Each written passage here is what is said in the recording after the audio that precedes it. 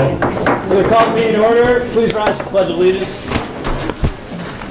Pledge allegiance to the flag of the United States of America, to the republic for which it stands, one nation, under God, indivisible, with liberty and justice for all.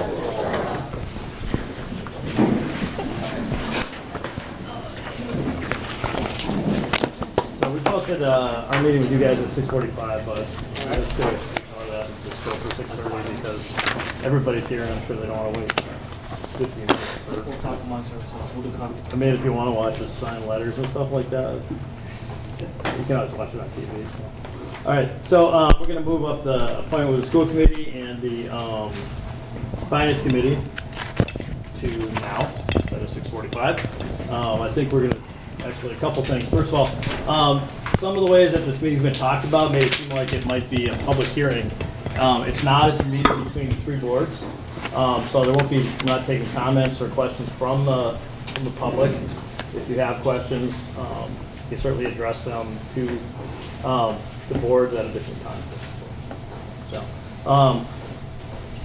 personally, my this meeting was kind of scheduled, but the issue that I wanted to address was there are a lot of like in some cases accusations that the schools weren't being transparent with their information. I didn't think that was the case, but I want to put that idea to bed tonight. Everybody should leave their questions answered. I don't care if it's at 9:45, but if people have questions, we want answers to those questions. So when we leave this place, there's no question about all the information's there, will be provided or whatever. The other thing, this is me speaking personally, but I think because we set a budget, people think that our schools are not grossly underfunded. We do not have, schools don't have enough money to run. So when we set up a budget, what happens is we have a budget. If the school doesn't keep up with the budget, we punish them for not keeping up for the budget that's basically unrealistic. So that's something to think about. I can't say that there's any simple solutions to anything that we have with our budgets today, but I really want to make sure that when people leave tonight, there aren't any insinuations that people aren't being forthcoming or anything like that. Any information that people ask for should be provided at some point, if not tonight. Okay. So without any further ado, we'll have Superintendent Cheryl Stan come up and she will give her presentation of the school budget.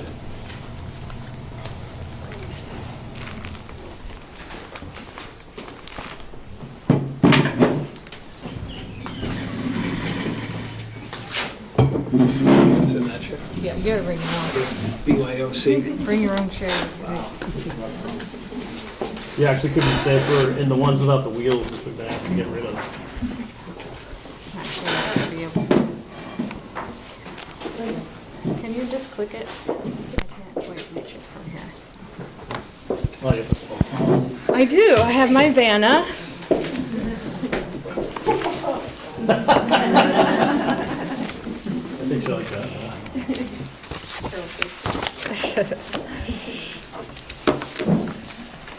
Did you all receive a copy of the line item? Yes. Excellent. I have extra. Need it. Okay, so to start us off, I just wanted to say that I wouldn't normally wear a t-shirt to a joint meeting of the boards, but it is Autism Awareness Day, and these are the shirts that celebrate diversity in our schools, so that's why I'm wearing autism, and I think I see some teachers have it as well, so thank you for sporting your inclusion wear. All right, we are extremely proud of the work being accomplished by staff and students in the Granby Public Schools. I would like to thank the school committee, the leadership team, teachers and staff for their hard work and dedication to the students, families, and Granby community. This evening, I am going to go over FY18 accomplishments, enrollment, FY19 projections and staffing, some budget assumptions, the actual budget request, revenue estimates, cost centers specifically for special education, additional requests, and the actual budget, and then net school spending comparisons. So starting with accomplishments, I think it's very important that we recognize the good work that's happening in the Granby Public Schools. Despite declining revenue and enrollment, we have been able to ensure effective class sizes at the elementary level. We have continued to focus on the social emotional learning of our students. Our autism program is sought after and has been a role model for surrounding communities. We have continued to provide interventions at early ages in reading and math for our elementary students and in student support services at Granby Junior Senior High School. And we have been able to extend our resources beyond the core instructional program, maintaining many programs which provide high-quality education experience for our students. Some of those include our service learning and work-based learning programs, which have either been introduced this year or extended. I did want to speak to our ability to maintain co-curricular activities at all levels of the Granby Public Schools. So in the elementary school, all the way up through grade 12, we have offerings in extracurricular and co-curricular. So the trends for enrollment, we still continue to see declining enrollment overall. However, West Street School has seen a significant increase and is projected to have higher enrollment in FY19. And we have enrolled families throughout the school year, both as residents and as school choice. Is Mr. Latoy here yet? Oh, okay. He would speak to the fact that in the last week alone, he has enrolled 5 new students into West Street, and he has also accepted school choice applications from several families. So last year I was here talking about we weren't quite sure what the new school would do in terms of enrollment and bringing students and families into Granby. Right now it looks like our dreams and hopes may be coming true, that we do have increased enrollment, certainly at our youngest grades. And so we're hopeful that the enrollment, if not having stabilized, will actually grow over the next few years.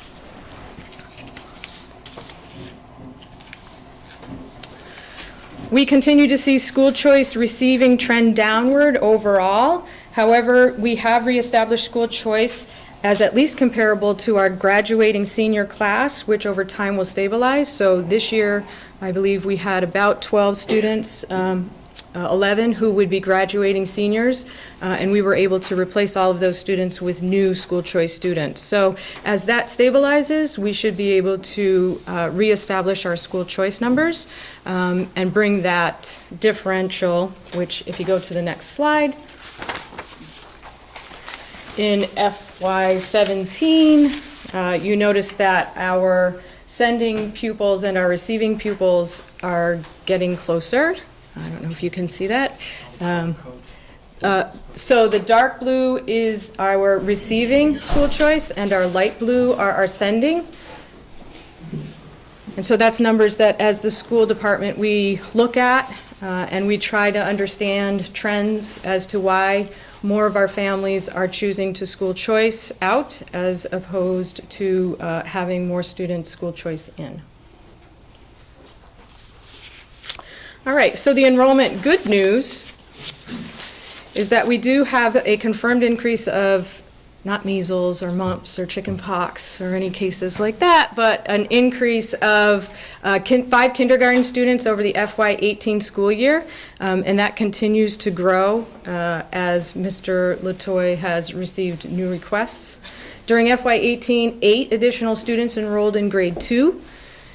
During the FY18 school year, it's important to note that 74% of resident students are attending the Granby Public Schools, which is up from 67% just last year. So I think that's testament to the commitment in the new school, but it's also a testament to the hard work of our teachers who really work hard to make those relationships happen for our kids every day. And it's really what Granby is founded on, and something that we need to remember as we're having this discussion about funding our schools and investing in our schools, because when we invest in our schools and our children, more people want to come. And at the end of the day, that is what we want. We want all of our Granby children in Granby receiving this quality education that we provide. And then finally, during FY18, there was a 4% decrease in Granby families using school choice options, so we are looking forward to that trend continuing. Okay. There's always a question about class size, so I did want to go over class sizes with everyone. You will see in the center column, it is for West Street School, it is 2017-2018, which is this school year, and then the FY19 anticipated. So I just want to be clear that our anticipated are actual families that have enrolled or families that have committed to a school choice application. Is there a way to tilt the screen a little so folks in the back maybe want to see? Hi, Chris. All you can do is swing it out, that's it. It comes Yeah. out, but it doesn't go sideways. Thank you. Sorry. It's usually people watching TV on it, so. So our pre-K class sizes are 30, that's in 3 separate classes. And then in FY19, we anticipate 36. In kindergarten this year, we have 43 students. Next year, we're anticipating 48. In grade 1, we have 44. We're anticipating 43. And in grade 2, we have 55, and that anticipated for FY19 is 46. And then in grade 3, we have 42 currently, and we're expecting to have, at this point in time, 54 students. And I say at this point in time because this is when enrollment really starts to happen. Families start to make the decision about where they want their children to be in September. So if they're making a decision about residency or school choice, we will start to see an uptick in requests. So we feel like this is a baseline for us as we consider the budget. For East Meadow, we have 46 students in grade 4 total this year. We will anticipate 41 for next year. In grade 5, 48 students, and we anticipate 46 next year. And we are graduating a large grade 6 class up into Granby Junior Senior High School. They are 57 students, and we anticipate 48 students for grade 6. So as you can see, it's a 9-student reduction just in grade 6 alone. So that's why the numbers at East Meadow go down as much as they do. But again, that will be one school in September, which we are all very excited about. And at Granby Junior Senior High School, I think this is relatively good news considering the declining enrollment that we've seen over time. We are stable, or anticipated being stable, at 341 students. We are graduating a large grade 12 at 57, but we have an incoming, as I just spoke to, grade 7 with 57 students. So I think that's good news. We have seen decline over time at Granby Junior Senior High School, so we're pleased that we are maintaining enrollment. So some of the things that we are doing specific to Granby Junior Senior High School, which is different than the elementary level. Elementary level, we look at class size mainly, with the primary or youngest ages trying to maintain class sizes under 20 or 21, and then post grade 3, allowing those class sizes to go up just a little bit into 24, 25 as a guideline for us. So our discussion about staffing at the elementary school is really relative to class sizes. But at the Granby Junior Senior High School, I did want to let people know that we have done a few things to make us more efficient with our staff.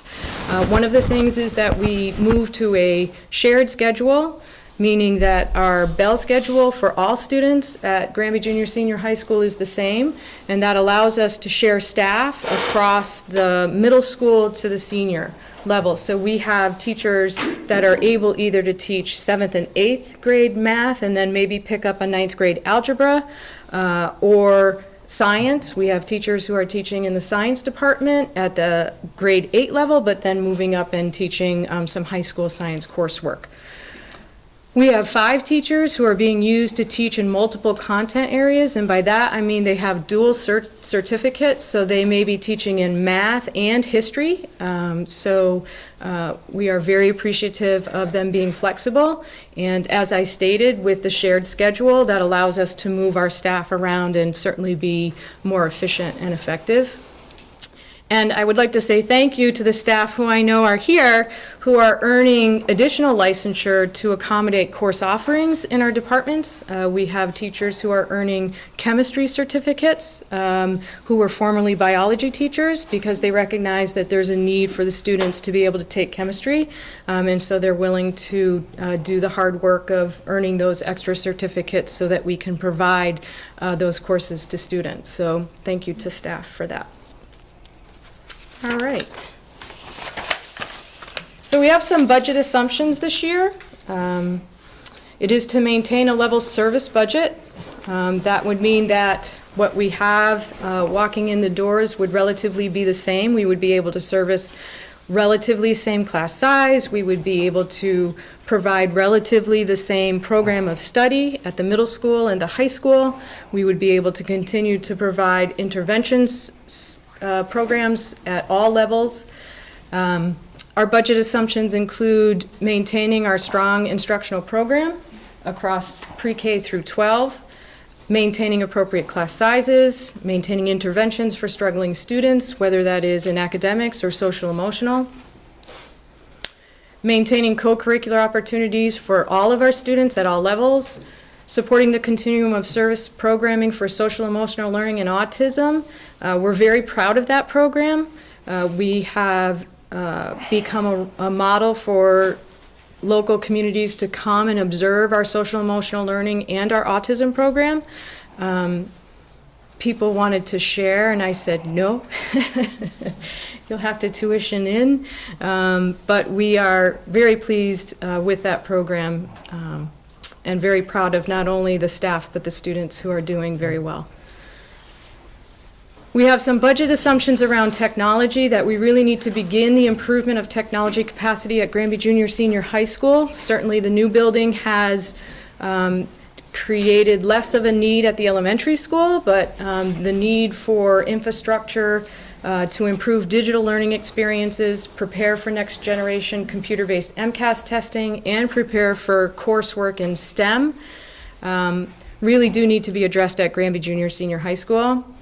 And also to provide central office support for technology integration through data management. We have been asking for that for the past couple of years, and that's to support David and his department. So that as we become more and more reliant on technology, on data, and having data drive much of our budget and much of our information to the state, we really need someone with 100% of their eyes on that data. And then finally, a budget assumption around supporting curriculum development and implementation. So with that being said, we do have some resource requests.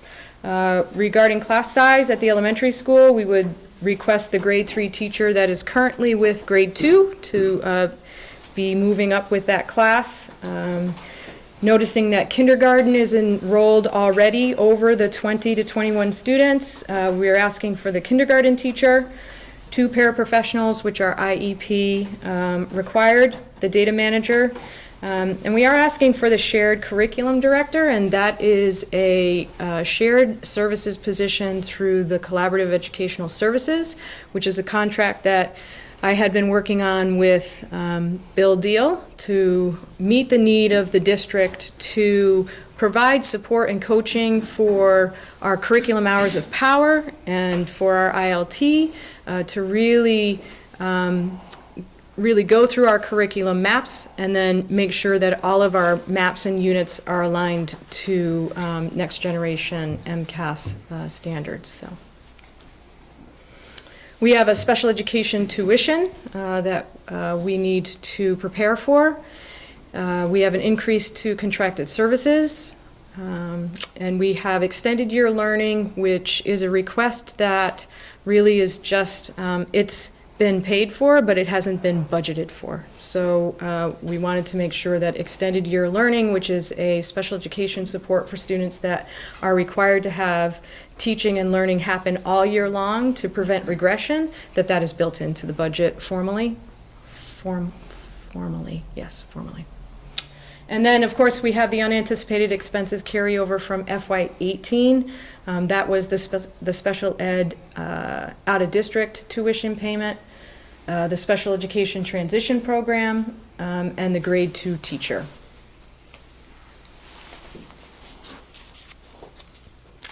Okay.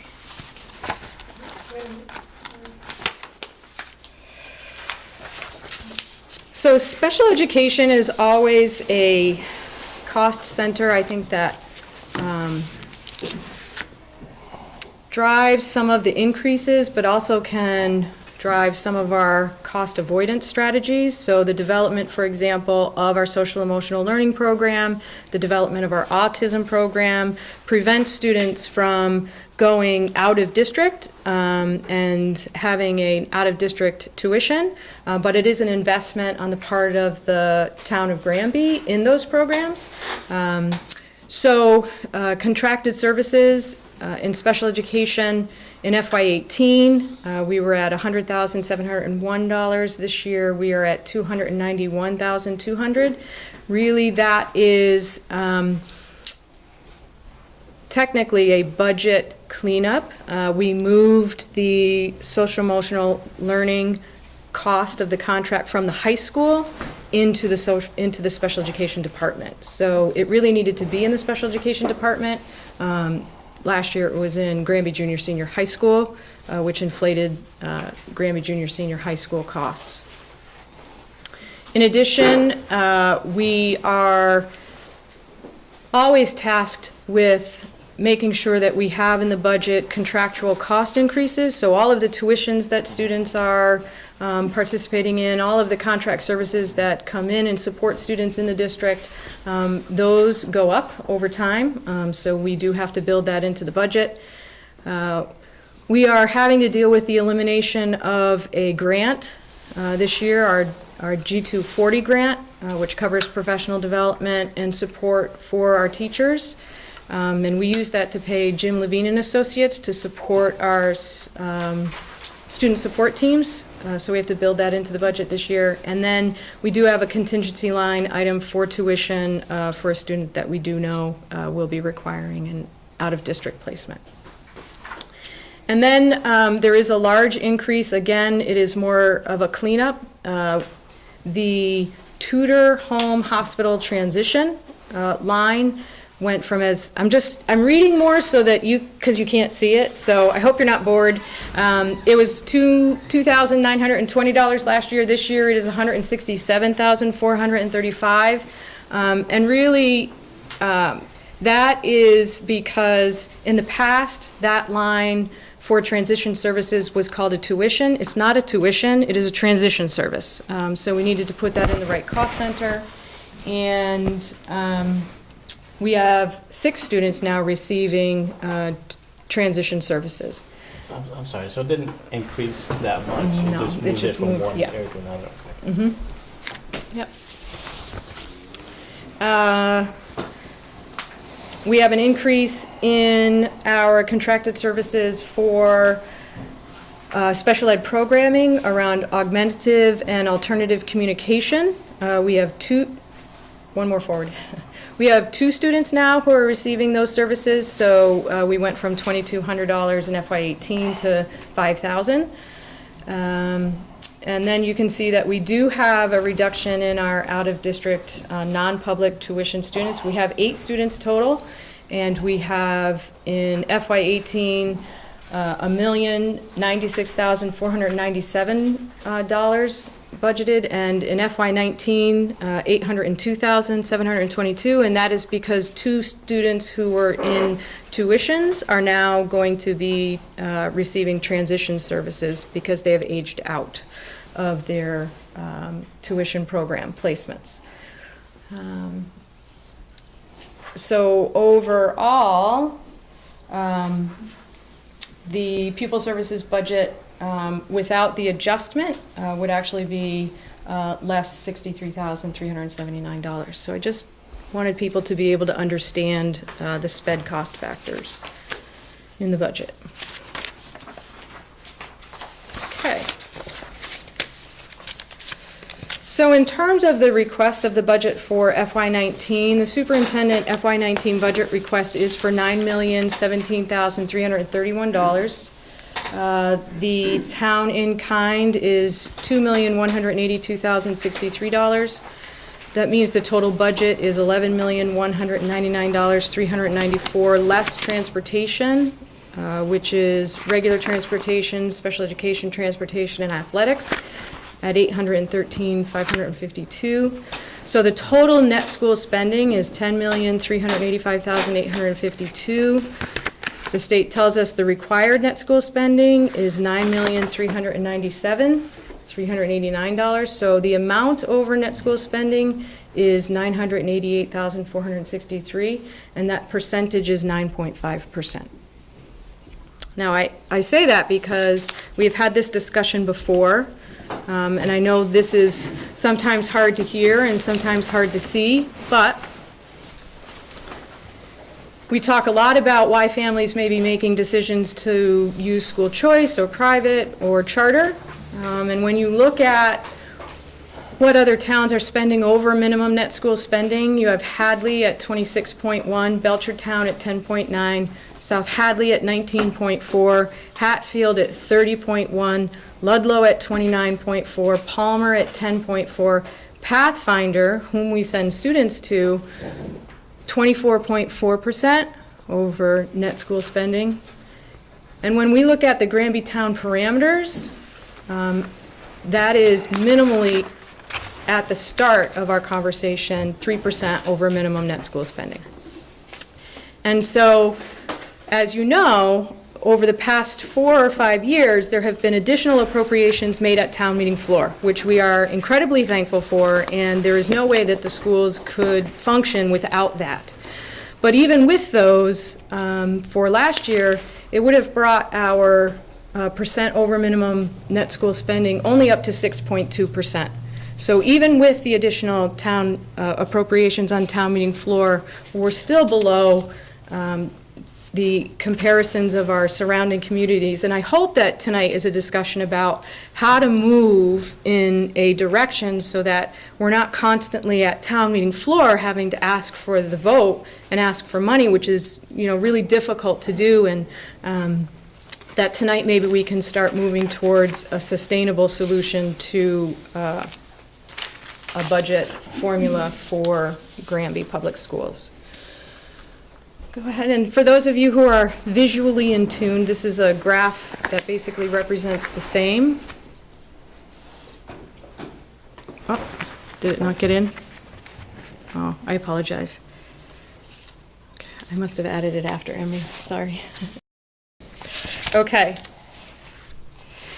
And so we always seem to have this conversation about Chapter 70 and required local contribution and the override and the transportation and the subtotal and the total LEA budget, which I just expressed as $9,117,000. We always talk about this gap, and the current gap with the parameters given to the school department by the town is $682,666, and I see Chris Martin wincing a little bit because we did do some changes. No, you said 9,117. Oh, sorry. I have 9,017. It's Yeah, too far over there. No, I'm But just too, saying, your head is sort of in the way. No, I'm So. just saying, I'm looking. Thank you. Thank you for that.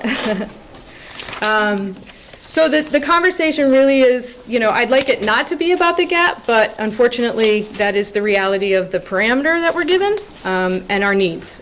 So if we want to start there, that's certainly a place to start.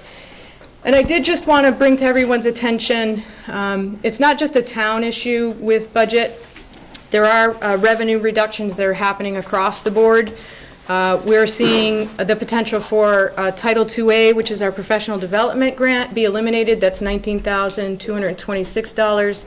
School choice, we're estimating a reduction of $54,529.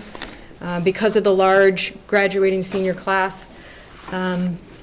We do know that there will be a circuit breaker reduction based on our estimate of what we're asking for of $110,240. However, with that being said, the state has been moving toward reducing circuit breaker reimbursements from 75% to 65%. So the school committee has done their due diligence in advocating to the state legislators to please fund that at 75%. This year it would mean $67,000 would not come to the Granby Public Schools based on our circuit breaker request.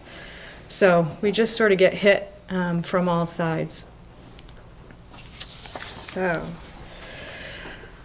with that being said, you know, I think I'd like to begin the next part really with just 3 ideas. I think that Mr. Bales said it best. Minimum net school spending plus 305, an override that happened in 2005 just doesn't sustain our current needs in the district, and it hasn't. And the town certainly has gone to town meeting floor and voted that in. However, that is inconsistent. Second, we can't do it alone. We have looked at efficiencies, we have reduced staff, we have changed programming, we've created program to keep students in Granby, but we can't do it alone. We really need to sit down together around the table to solve the problem because it's a town of Granby issue and concern. I have heard both sides of why people either choose to come to Granby because they want the relationships and they want the schools, but then they've also heard the opposite, which is why they're leaving, which is because we don't have the programming and because they're concerned that there isn't a long-term investment in the schools. And they wonder if their kids are going to have a school to come to, particularly in 7 through 12. And the town finances are certainly not just the school departments. And I agree that asking for the appropriation on town meeting floor is not an appropriate way to go about funding the schools sustainably over time. And then finally, the schools have the potential to grow. We're showing it now. The school attending children percentages are up.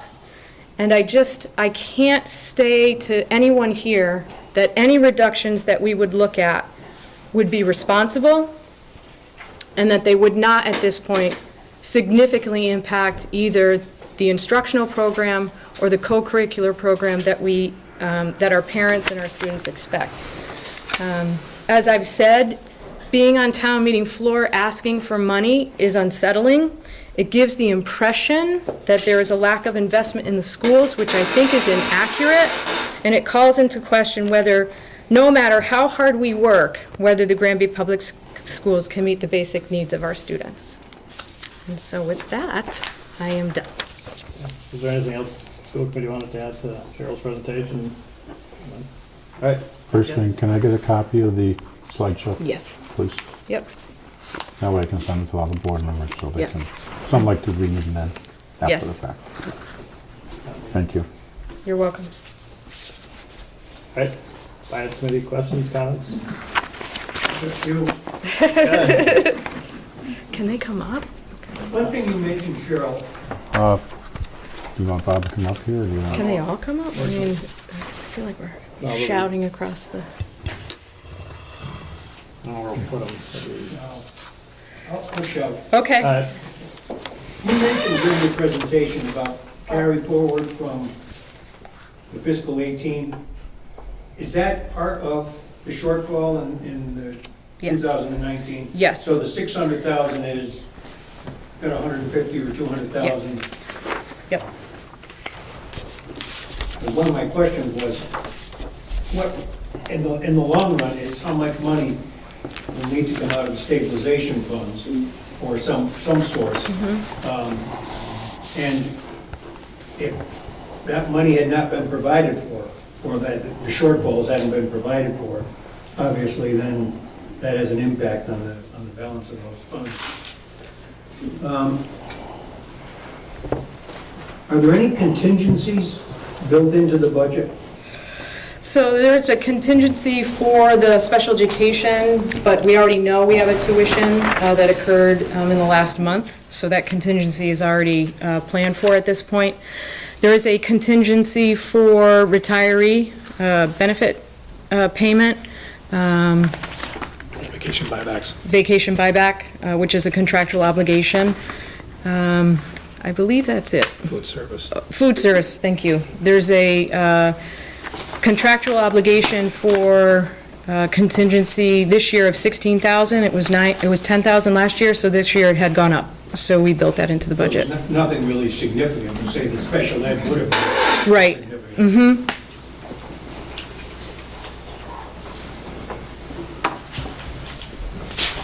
Is one of the items carried forward, the special, the vocational ed situation? We did not carry forward the vocational tuition. I made the assumption that it would be part of the vocational tuition article. I'm sorry, I'm not following.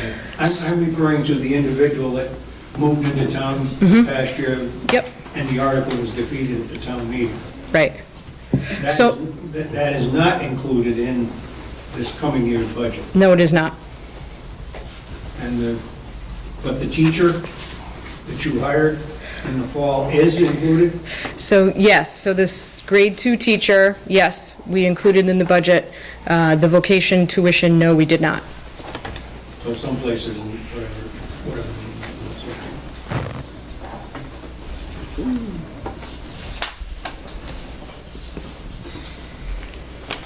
I think that's all the real questions. The finance committee would like a copy of your presentation. Sure. We're mostly over here in the trustee zone. Yeah. Bob, I'll make sure I forward it once I get it from Cheryl, okay?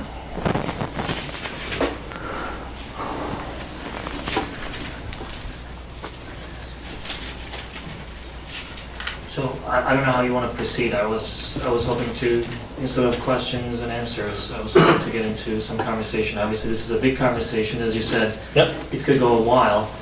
And some of Bob's questions are, great questions that, we would like to really get into in a little more detail. But there are a few questions, broader questions that we need to start with. One is, what is the appropriate funding level for our schools without we even get into the rest of the conversation? Then how can we fund that appropriate budget? And then we get into conversations as to, what is possible and what's not.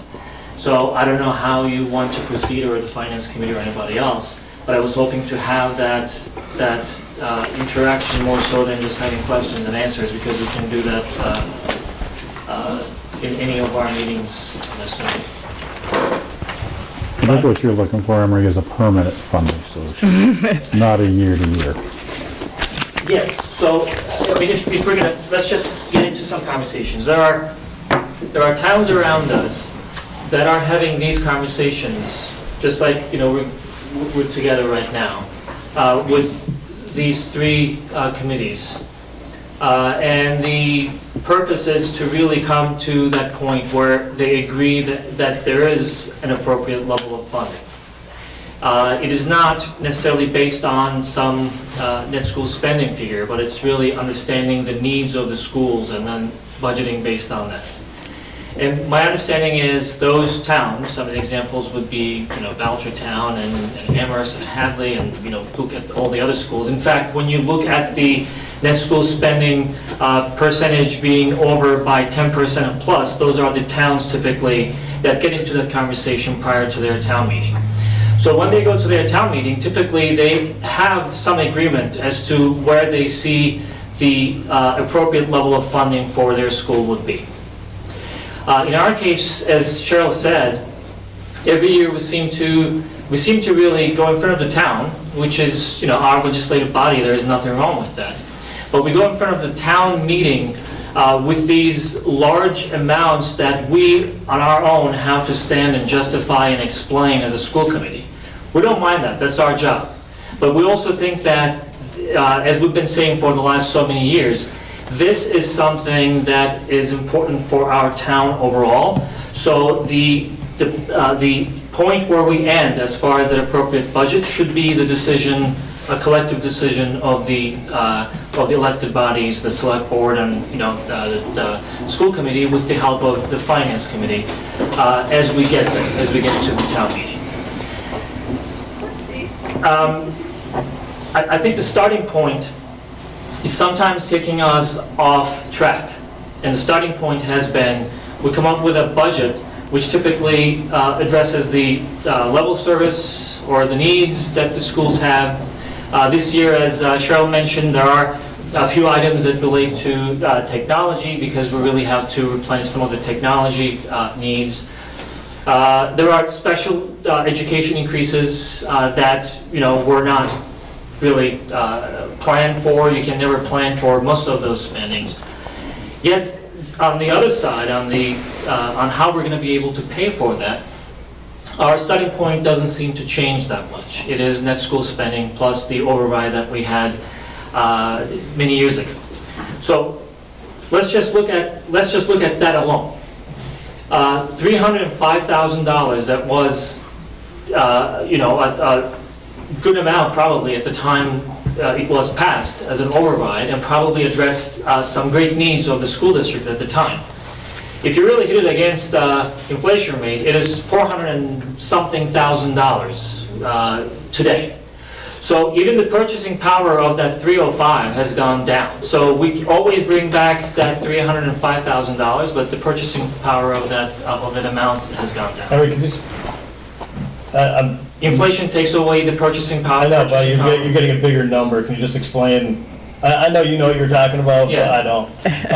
As far as, Well, you're saying your $300,000 is worth $400,000. so what I'm saying is that the net school spending, which is typically what the Basically what he's saying, Mark, if you take the cost CPI over the Yeah. 10-year period, 12-year period, since it's been voted, in current dollars, that 305 should be 425. That's all Emery is saying. But that doesn't make any sense. It should be worth less money, not more. No, you would need more to actually get the purchasing get the- power. Okay, that's all you understand. Yes. You're saying the same thing, just different. Yeah, Yes. Yeah, Yes. Yeah. I teach English for a reason. Not my math skills. Okay. So that kind of boxes us into this conversation where, obviously, from a school perspective, our primary focus is the quality of education. I would not say that, based on what we are seeing in many other districts, we are being extravagant. We are, in fact, trying to be as frugal as possible, but trying to be reasonable in terms of what we are able to provide to the children in our district. And starting the conversation from that box is every year putting us into that situation where we seem, at least for a lot of people who are watching us, we seem to be feuding over some amount, whatever that amount might be. So what we're looking for is this. How do we get to a point where we first talk about the appropriate budget for our schools? Then we start talking about potential sources for that funding. We may or may not agree on that. At least let's put everything on the table and let's have that conversation. There are obviously currently limited number of sources that you can think of, because we always seem to be looking at this fixed pie, and we always have this conversation that there is a pie, and if we have to take that slice and give it to the schools, we have to really do it at the expense of some other department. We have no interest whatsoever, which we mentioned every time we had this conversation, in taking a piece of the pie away from any other department. I'm sure they are coming to the select board and the finance committee for their own needs, well documented, and they need that. And the town needs that, and we're all, again, just part of the same town. But let's just put that on the side, and we'll just get to that. We have what the state is giving us, or what the state calls the minimum level of funding for schools. We have potential overrides, and we tried After that 305, we tried a couple of times, and they were not voted by the town, or the town didn't vote in favor of those. So those did not happen. So every year we find ourselves really fighting for something out of stabilization. And because stabilization funds are seen as our rainy day funds put there for some future unexpected event that may happen, that gets us into those difficult conversations. Because, understandably, a lot of folks have the perspective that we're going to need those funds. We don't know when, we don't know why, but we're going to need those funds. And from our perspective, we're saying, yes, we will. In fact, when we do, we are happy that we're going to have some. But is it possible to not to make it a black and white conversation, which is either this or that? Can we just find that middle ground? Let's just give an example. Stabilization Fund currently is being primarily funded through free cash, right? Free cash is what we plan to spend and what we don't, in very, very simple terms. And then it's the amount that is left over at the end of the fiscal year. That is through the taxes of the town residents. So instead of having some conversation, at least some starting conversation around that, for instance, we put it in a place where it's going to be a lot more difficult for us to get it out before we even get an opportunity to have a conversation around it. And ask the same folks who actually paid their taxes that led us to that amount of free cash, hey, please, just, we need more money from you. And sometimes we are forced to ask for overrides, which is even more taxes. Can we have that conversation, we're wondering, before we get to that level? The other thing is, when you look at free cash, for instance, this year we have about, 1.4 million plus in free cash. And I think I made this argument last year and the year before that. We can take the entire amount of free cash and put it in the school budget. That's obvious, right? But is there a way for us to put some portion of that in something like a reserve fund that will be earmarked for special purposes, the fluctuations that we have in our budget, and then obviously everything that has to go through the town meeting. With the approval of the town meeting, we are able to use some of that. Why am I saying that? Because just a couple of months ago, we had to have this very difficult conversation in front of the town meeting for 4 articles, out of which 3 were state mandates. We had no right, no ability to say no to those. And again, I want to qualify that. The well-being of our students is important, but those are state mandates. The state is telling us that those amounts have to be spent. So now we went to the town, and 2 of them got voted down. One of them was for a teacher. There was some argument against that. That's okay. But the other one was a state mandate and got voted down. And the other 2 that got actually voted for, the margin was, pretty scary. We could have voted down some special education funding on our town meeting floor. So how do we get to a point where we at least can try to mitigate some of those fluctuations that we expect to see? Let me give you an example. The transportation budget that you have seen, it's $813,000 plus. $420,000-$30,000 of that is regular transportation, which means, students, when they get up in the morning, they get in that bus and they go to school. Rest of it, over $300,000 of it, is for special education transportation. Special education transportation is mandated. We have to pay for that. And that comes out of our budget. And when that amount goes up, which it did the last so many years, almost, this linear increase, we had nowhere to go except for putting that amount in the budget. That always becomes a calculation. If we're going to pay for that, where do we take it out? How do we really balance it out so that some other programs that we'd like to keep in our schools, how do we keep the number of teachers that we have so that we can continue to provide adequate education, and the number of classes that we think is appropriate for the education of our kids? That becomes a balancing act. And on top of that, we go in front of the town meeting and then have the same conversations, same battles over and over again. So I like saying this. And, you know, my friends on the school committee have heard me say this quite often. But, you know, it is often said that the definition of insanity is trying to do the same thing over and over again, hoping that it will lead you some different outcome. Like you've been doing every year. Like we've been doing it every year. Mr. So it Schiff, feels insane, really, that we are having the same conversation, hoping that something else would happen. As if we asked the school committee or the school department to live within that box over and over again will really result in that outcome, knowing that it's not possible. And our friends on the finance committee often acknowledge that it wasn't necessarily adequate for the school funding. So that's one part of it. One other part of it is this. It goes back to that pie conversation. We always talk about that pie.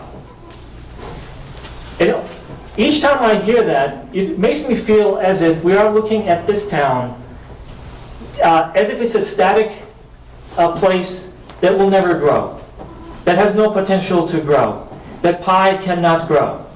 And I would like to think, the place that I've lived in for the last 15 plus years, I would like to think, based on what I've experienced and what I lived through, that there's a lot of potential for this town to really be able to look at some alternatives, some opportunities to grow economically, to grow the number of people who live here. The numbers that you have seen. This morning, Cheryl and I were having a conversation, and I asked her, can you please verify these numbers for me? And then she went through the numbers, and she said, well, there's no change, it's this number and that number. And when she said there's no change, she was telling me the numbers that we had actually reported on October 1st. Then she went back and got the latest numbers. We had 8 students who came to West Street between October 1st and January 1st. So when we think that this town is static and it's not going to grow, we're kind of boxing ourselves in that thought too, that, hey, you know, we're here and something will happen, something will happen, but things are not going to change. No, things are changing in Granby. The demographics are changing in Granby. There are many homes that are being built in Granby. There are many homes that are being vacated in Granby. And as I always say, if you're obsessed about finding out who's moving in those buildings, many times you see that there are little children who are moving into those buildings in Granby, old or new. So we have to really start as a town facing the reality that we're going to have kids in this town. The number may fluctuate. We're hoping that will start going up again. Both ways, both internal, through people moving into our town or birth, or all those organic ways, and also people seeing how well we are doing in Granby in our schools and coming in. So those numbers we are hopeful that those numbers are going to grow and they're on their way up. So what we are suggesting is that we have to really start planning for that future, not thinking that things will go away. Not thinking that, high school may just go away. When you build a nice school and you see the interest already that school is generating and students moving in and families moving in, let alone the school choice that we're hoping to get, obviously those students will want to go to a high school in their own town. How do we plan ahead so that we have a place for them when they get to the high school? That's the conversation we'd like to get into. It's not going to be easy. We're not going to agree on anything. We're not going to agree on most things probably when we start. But how do we get into that conversation so that we don't really make it an impossible conversation from the first sentence? And that's why I said I was hoping that there will be a lot more interaction. And we're hoping that this is not just our one and done deal. Our promise to the finance committee and everybody else is we will try to reconvene these committees again when we have our numbers shaping and becoming a little more concrete in the next several weeks. Chris, do you have something you want to say? I just want to touch on a few of the topics you touched on. First one was stabilization funds. The issue with stabilization funds is we just don't have one massive stabilization fund. We have 3. We have the general purpose, which can be used for anything under the sun. The second one we have is a municipal building stabilization fund. We took $2 million out of that for the elementary school. We built a police station with those funds. We built a highway garage with those funds, and we contributed to the construction of the new library with those funds. That means we don't have to borrow, we don't have to affect the tax rate. The third fund we have is a capital needs stabilization fund, which is a fund for the replacement of equipment as we go along. We had a study done by a committee about 8 years ago, 10 years ago, 2008, 2009, to look at the future capital needs of the town. They identified back then that we should be putting $500,000 into this stabilization fund for replacement of equipment. On an annual basis, we should be putting that in. We're nowhere near doing any of that, okay? The second point with a stabilization fund is when we go out to get our bond rating, that is one of the big topics that they ask about, and you can verify that with our treasurer. We have a long conversation, probably about a 2-hour conversation with the bond rating agency. And if you have enough funds in a stabilization fund, you can take hits over the course of a year. Like one year in May, the governor decided to do 9 C cuts in May. We were able to ride out those because we had stabilization fund money that we could tap into. It's those type of things that they look at to give you a good bond rating. A good bond rating, as you know, Emory, gives you a low interest rate on your borrowing, okay? Right now, we have future commitments out of the capital needs stabilization fund of $424,000 over the next 4 years, okay? The municipal building stabilization fund, which has $1.2 million as of the end of fiscal year 17, I am looking at, if possible, not to have to borrow the final 10% of the town's share of the new elementary school. That would save us tax rate, taxpayers' money. That's what I'm trying to hold that money for. Just so you know, that's a potential future commitment within the near future. Because school construction is supposed to be done by September of 2018. Figure by December of 2018, we're going to know whether we need that money or not for that. But we also have the need for town hall structure. We have our town offices spread amongst 4 buildings. Trying to get them all into one building. Trying to get the one-stop shopping attitude, okay? That's a potential use for those funds too. You then touched upon transportation. Transportation is a line item outside of your regular operating budget. Because when we have to fund you, we have to fund transportation over and above the net school spending figure. So, you have a hit. You come, you talk to us, we bring it to town meeting. It's something we have to fund outside. You don't have to find that inside your budget.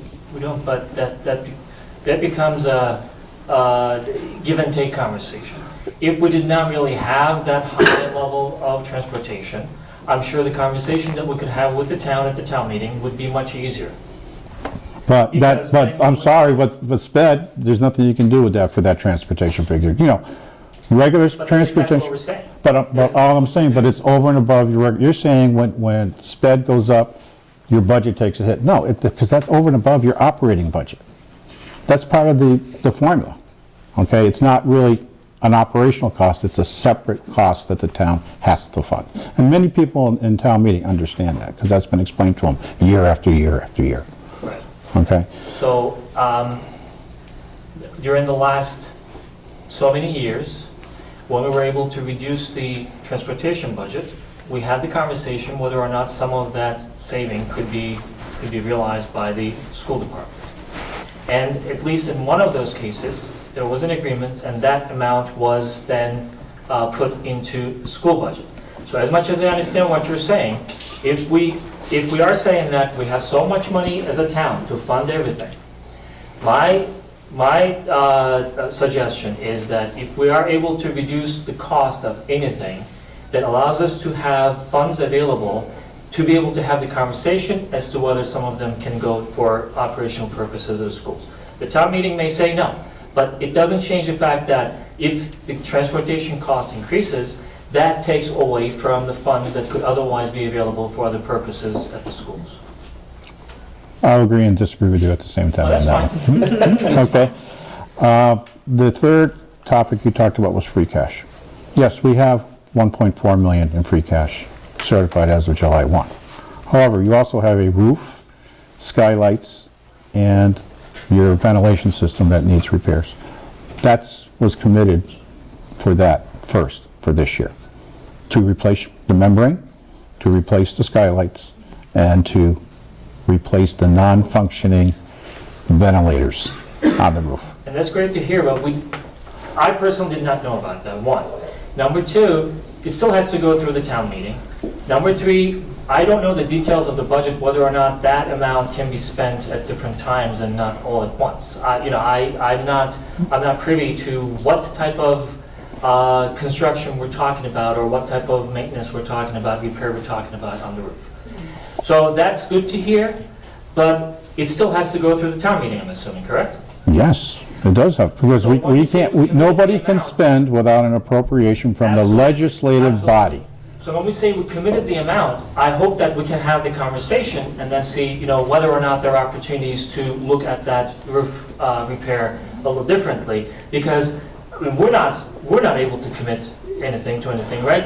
The town meeting is able to commit. So that's- But using that logic, Emery, we could make an agreement that the school needs $10 million to operate. It's still town meeting who makes that final determination. Yeah. But all I'm saying is you mentioned free cash, and I'm mentioning that we are looking at, I'm still getting a final quote for the ventilator motors, okay?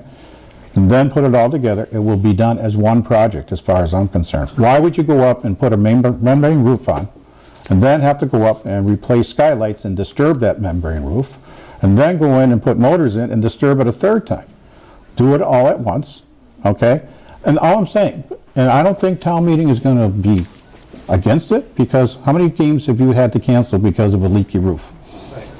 How many classrooms do you have destroyed tiles from a leaking roof? Okay, Want to comment.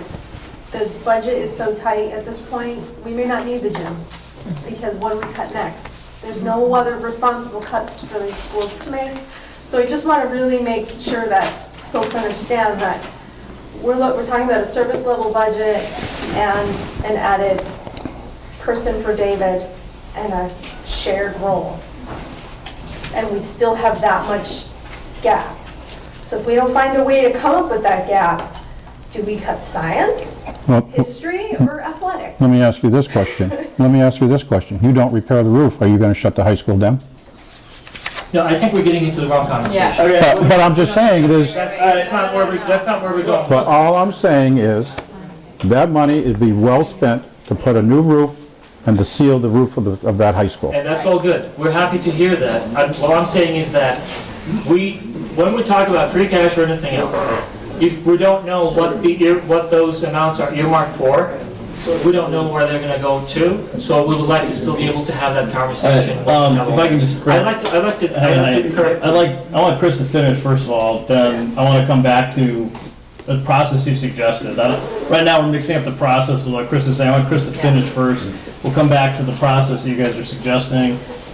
I want to ask for correction on one item though. Okay. When we did the school building construction, we did not, as I recall, we did not take $2 million out of the municipal building fund. Yes, we We did. took 1 million out of municipal building, 1 million out of general. And you No, mentioned- not out of general, we took it out of capital needs, I believe. I believe it was capital needs and municipal building. I have to go Okay. back and look, but I believe Okay, that's what it I would was. like to really take a look at that, because our annual reports, I think, are saying the general fund, and that becomes moot eventually. But what I'm saying is, if we're gonna say that things are earmarked in specific stabilization funds, and therefore they are no longer available for any other purpose, which, in general is fine, we should also really pay attention to where we're getting those funds at. I'll correct you on that one also. Please do. I would be happy to be corrected. Any stabilization fund can be used, even though we put it aside for buildings, capital needs, general purpose. Town meeting, as long as they have a 2/3 vote, can appropriate out of any of those for any purpose. And I completely agree, and that's where I'm going with that. So when we say that they're all in their special corner and they cannot move no longer for other purposes, I think, we are overlooking the power of the town meeting, that they can move things around if the right argument is made in front of town meeting, right? I think Just like in the federal government, the House and the Senate Yes, have total authority over the spending of the country. yes. All right, so, No, that's fine, you're done? I'll leave it at that, yes. All right, Finance Committee, Jim first? Yeah, I mean, I'll start off, I'm a little puzzled about this meeting. I thought I was coming to a joint meeting and it's been an hour of presentations by the schools and so on, and I'm in the second row, and I feel like a little odd thing here, but I'll note. You're not that odd. He's not I mean, I hate to be in the second row making a speech, but We have room, Jim. no, I think there's a perspective issue here that is lacking, and I think the perspective issue would help a lot in sort of clearing up a lot of these discussions, right? I'm an academic. I find all the academic stuff here fascinating. The sort of yelling at each other does not thrill me. And so I'm with Emery on this. It would be nice to just sit down and be able to talk about it. So there's two ways to look at a problem like this in any town, right? I mean, this is not a Granby problem. This is just a government budget problem, right? One is you go to each individual department and you say, how much do you want to spend? And you ask each department how much you want to spend and what do you need to spend in order to offer viable services. And I don't care what level of government you do, I don't care what town you do, if you go to each division in government and you ask that question, the sum total there will exceed the revenue the town gets. Guaranteed, right? Every department, individually, you add them all up, the demands for them. Now what becomes the problem then is, every one of those departments is saying good things. It's not like we've got departments arguing for stupid things that we would all say that's an awful use of money. If we had unlimited amounts of money, if there just literally was a bottomless pit of money, we fund everything every department wants, and nobody would argue about it. But the problem we run into is we don't have a bottomless pit of money. We have a certain amount of tax revenue, and that's all we have.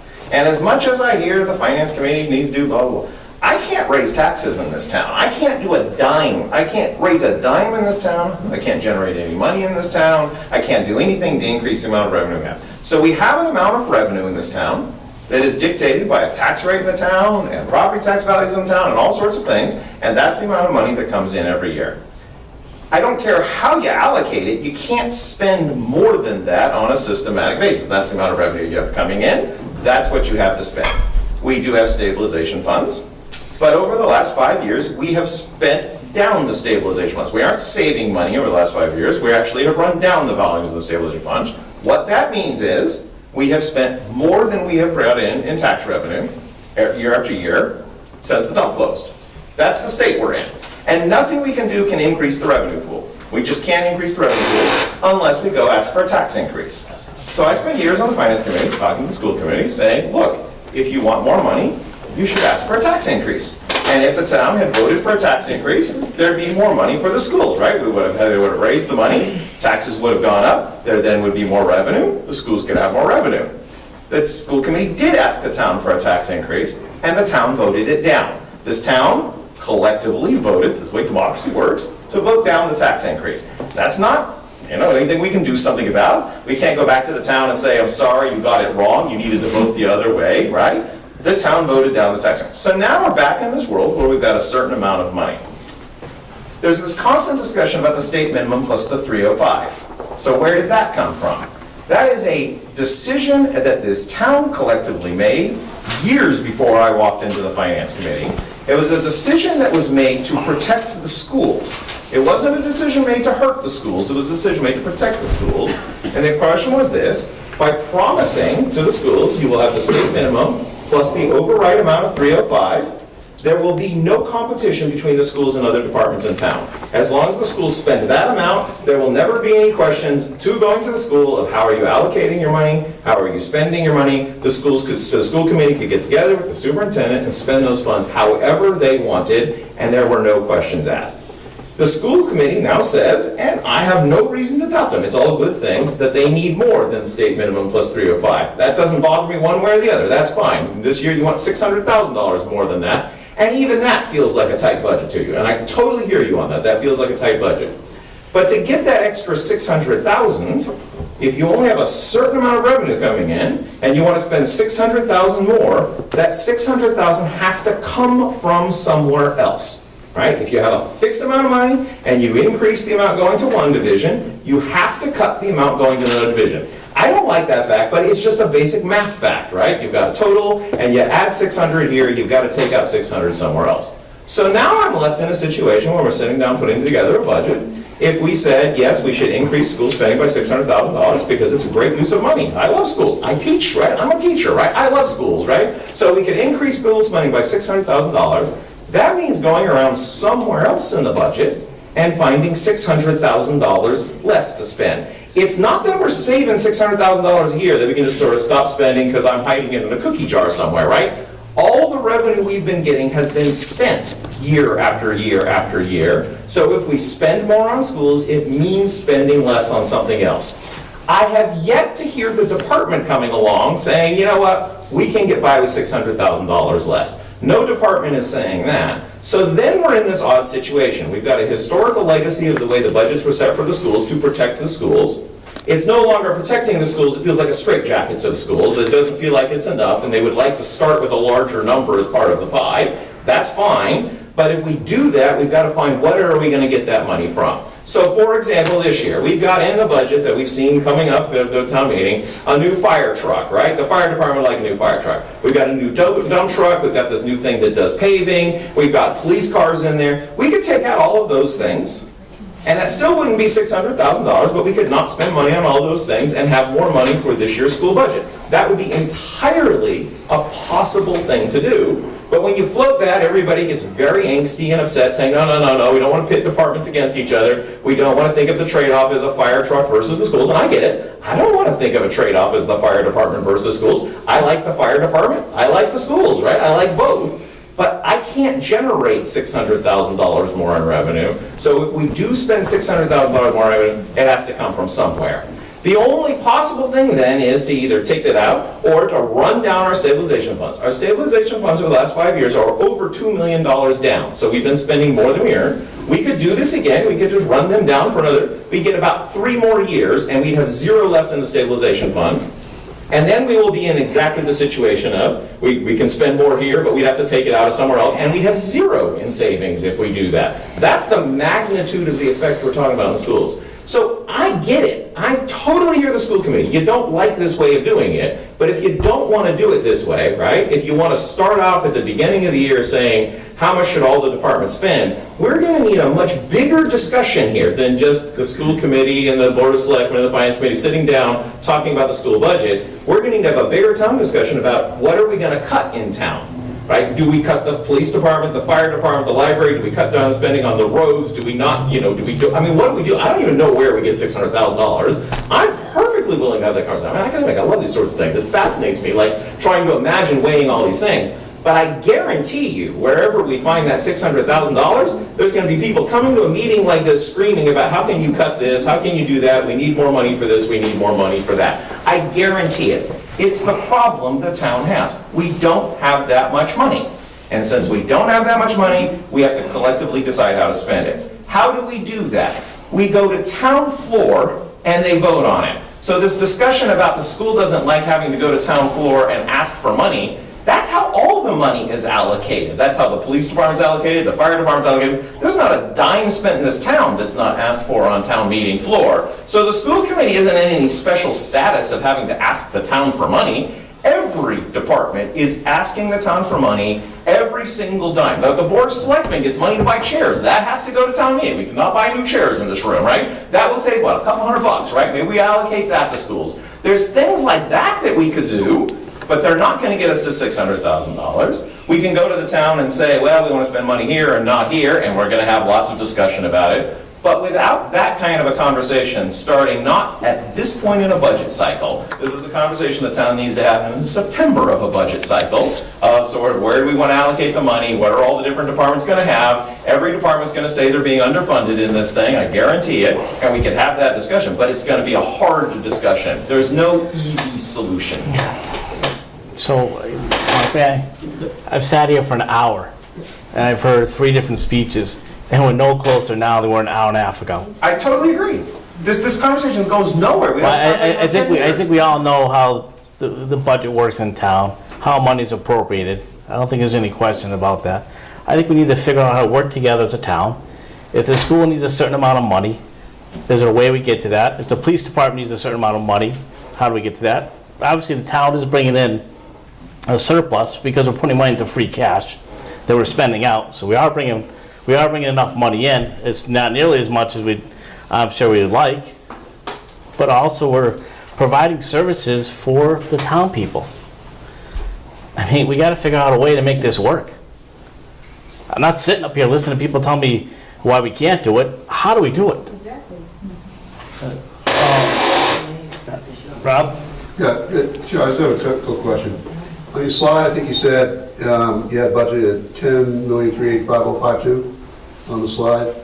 And on the budget you handed out, I'm seeing a number of $10,144,656. I just want to, what's the right number, just so we're at the right place? Can I move to this slide? So that's the total with the override and adding transportation, the 10,000,005. Okay. The 10,123 is just the total school budget, including transportation, not including the override, just everything. All right, so, I mean, follow up a little what Jim was saying, but also go into what you do for facilities. When we had the dump money, things were fine. And the reason we had dump money, things were fine, was in essence, we had a public-private partnership that worked out. And there was no way, absent raising taxes, that we're going to solve this conundrum, and we already are at top 10% of tax rate in the Commonwealth of Massachusetts. Little Granby is basically up there with Wellesley and Needham and places like that and Dover. So it's either cut, which no one wants to do, or we find another source of money, basically besides taxation, which suggests that we put people together and try to figure out public-private partnerships that did work for us in the past, maybe perhaps in other venues and other avenues. That's the only way you get out of this conundrum. Bob, do you have any, I wanted to sort of echo what Chris was talking about, with stabilization funds and balances. I think one of the problems that we have in town, or have continued to have, is that we don't really have a financial plan as to how to handle all that money. We have a capital improvement committee that, to my way of thinking, is pretty much dysfunctional. It doesn't have a budget. So all they can do is pass and say, yes, a department needs something, or no, they don't. Then somebody has to make a decision, do we fund it? So I went trying to find somebody who had a financial policy, and Emery mentioned Amherst. Amherst has one. I took their plan and the numbers from it, threw it against our stabilization fund and our free cash today. And we are just about at the same level of reserves, or free cash and reserves, as Amherst wants in their financial plan. We've had it last 3 years, 5 years actually, where our capital expenditures, the year-to-year stuff, is averaging more like $300,000. Somebody mentioned 500,000 earlier.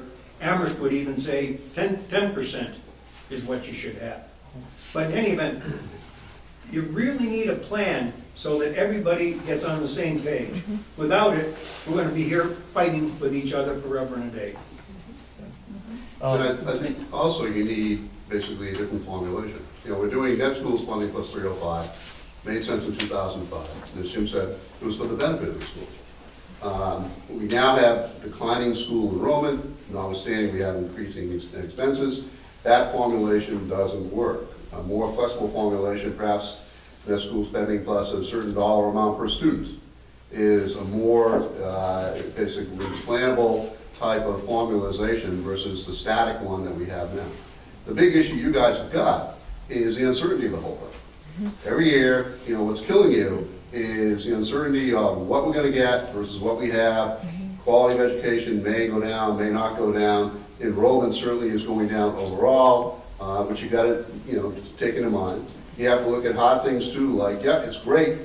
Granby students in Granby schools through high school and all that may not be realistic in the long run, you know?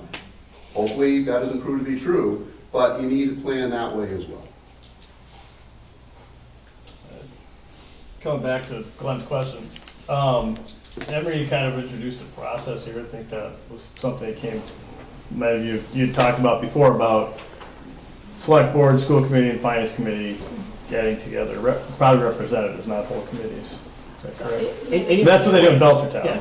Plus, Well, it's not obviously, even Chris. Belchertown, but I think going back to what Bob was saying, I am hoping that we get to a model like that, where there is a plan.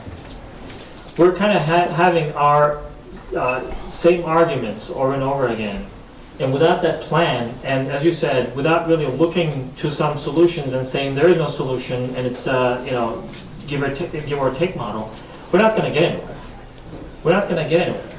Then the conversation becomes, how do you raise taxes? How much of it goes to this department? How much of it goes to that department? And even if you hit it against inflation alone, you're going to have to keep on, doing the same thing over and over every year. How do we get to a solution where we look at something more sensible, something that is much less constrained than what you're offering? Rob? It's gonna be basically a committee that does a financial plan also, but you've got to include in that component, is there an alternative source of income for the town outside of just the tax base? Because until you solve that, we're stuck. Right, because otherwise your pie is the same pie, right? That's Or right. what- Yeah. You have to basically look at other ways to raise money for the town. All right, so right now, we're not gonna solve that question tonight. But we do have more pressing issues. We have to deal with town meeting, we have to deal with your budget. My question is this something you guys wanna do with the select board, school committee, and finance committee? In Belchertown, they do representatives, I think that was Yeah, what they Jennifer get the told rep, me. and there's usually the police chief and the fire chief as well. I mean, I have 6 weeks, so I don't care if it's me or somebody else, so. So there's a huge coalition in the city of Austin, actually worked on that project. It's obviously massive, but basically what they do is they have an annual meeting where it's all the chairs of all the departments, and they present to the town their goals from last year, what they've set out to do, what they accomplished, what they want to do this year. And so, what it does is it just starts a conversation, and it introduces problems and issues that came up, and oftentimes you find that committees can shoot volunteers over to one another, and you have this whole cooperative thing that ends up happening. But most importantly, what happens is you hear about money, you hear about, we hear about a new fire truck, but what we don't hear is the transmission is about to go, and if we don't replace this thing, it's gonna cost the town exponentially more. But in that conversation, you get that kind of information. So it increases transparency for the taxpayers, and it encourages cooperation, obviously. Yeah, It holds more. everybody really accountable. But it also, yeah, I mean, the fact is that you're sharing what's going on in your department, so at least increases understanding, if not agreement. Yeah, I mean, if a huge city like Austin can pull it off, I think Granby can find a day. So I would put that on the table. I don't know if we want to solve that now or you want to solve that later. Decide whether that's appropriate. I don't know what you guys want to do here, but Well, I don't know how feasible it is to get the entire committees together throughout, but I'd rather have everybody at the table versus a spokesperson for every either committee or board. That's just my take on it. having a meeting with 16 I or thought that's what we were doing here tonight. Well, I think Yeah. 16 minds are better than 5 minds. but I would disagree at times. There's advantages. You definitely get more perspectives, but you get a lot more people talking, and because you're not just having 5 finance committee, 5 school committee members, and then 3 of us, but you've got Chris, you've got Cheryl, you've got Mark, you've got other administrators and stuff like that. It doesn't really, it's not going to affect me directly because I'm not going to be in it, so it's. Right, I just gave you what my thought is. I think everybody at that table is just as important as somebody else. And it's not just, I mean, obviously, we're probably thinking that we have the 2 executives who have to be part of the conversation too. And then Jen mentioned if other departments would like to be part of the conversation, that's fine as well. Especially if we're saying that we're trying to find solutions for the entire town. And we can have that. Yeah, I'm just thinking about the next, till town meeting. I'm not, I think that you have 2 things to look at. One is the town meeting and one is to you know, like a more permanent solution. I don't see them as the same, but if other people do, that's okay too. Well, I'm hoping that we can have at least one more meeting before the town meeting. I mean, honestly, to the extent that we're able to go to the town meeting, and, you know, I will go back to that solution side and, you know, what was offered back there as well. At least with some agreement on some of these things. So we don't look as if we're standing and competing over, you know, these completely polarized ideas. I think it's better for all of us. So how do we get to that point? I would love to do that before the town meeting, so at least we can show some agreement on some things. We don't have to agree on everything. But if we go to the town meeting as we leave it right now, I'm not sure what really changed between when we walked in and when we walked out. Oh, nothing. I mean, except the end of the proposal. Bob? You really need two things to solve. One, their immediate problem, short term. But what you really need, and what you're talking about, when is what I'm going to call a revenue enhancement committee. Separate, new, working committee, select people out of different, basically, committees around town, whose job is going to be not to look at how we cut, but how we grow. And that's going to be a working committee. And it doesn't solve the immediate problem, but it's what you're going to do in terms of the long-term plan. So it would be, you know, my suggestion would be a new working committee, smaller in number, because I think that'd probably be more effective, but representation of all the major committees, whose goal is how do we enhance town revenue aside from taxation. Yeah. For Chris, regarding the roof situation, is it possible to bond for some of the roof instead of taking out the entire 1.2 or $1.4 million in one fell swoop out of free cash, knowing that every year we have free cash that comes into the town, and then pay a portion back for the roof and all the other materials and everything else that needs to be done? You're talking borrowing, not bonding, correct? Or whatever term you guys, I would say borrowing in my own world, I don't know. Right. No, because, no, those are two different funding mechanisms. So Bonding, it'll cost us probably about almost $100,000 to issue a bond for $1 million or $1.5 million. So borrowing for some of that, so that we can allow for some of those funds to be used for the budget deficit, because again, we were surprised when we found out that the entire amount was going to be used, and, you know, the roof was going to be repaired and taken care of all at once. You know, we're thrilled that it's going to get, that it's been approved, but we were hoping that. What I said is we're going to use free cash to replace the roof. I had one bid for the roof at $1.1 million, just to replace the membrane. I got a second quote in from John that said to replace the membrane and to replace the skylights, it's about $700,000. I'm still waiting for the number on the ventilation motors, ventilation units. But then we have to hire, based upon whatever that price is, we may have to hire an OPM. We're going to have to hire an architect or engineer to develop the specs. And so that's what I'm saying. I don't know if it's going to come to 1.5, but I'm just saying, probably a majority of that will be used towards a new roof. And so, just out of curiosity, what was the assumption on how that would be paid for? Would it be, you know, you'd write a check at the end of it? If town meeting approves it, as we all know, that's the first caveat. With free cash, yes, we would write a check and pay for it once it's fixed. Once the project is complete, yes. So that brings me back to my original question. Is it possible to do that in some other creative way so that we're not taking all of the funds out of stabilization in 1 year, considering the budget situation that we're in? Before I would answer that, I would want to talk with our treasurer, because he's the one who does the borrowing for the town of Granby. Especially knowing that, you know, in all years past, in the history of, you know, the town, free cash continues to come in on a yearly basis. So to me, I don't know, I don't pretend to be a, financial guru or a math person by any stretch of the imagination, but it just seems like that makes sense. What does the finance committee think? I don't have, I want to talk to Steve too about the borrowing, but I think the interesting question about the free cash comes in every year. It also gets spent every year, right?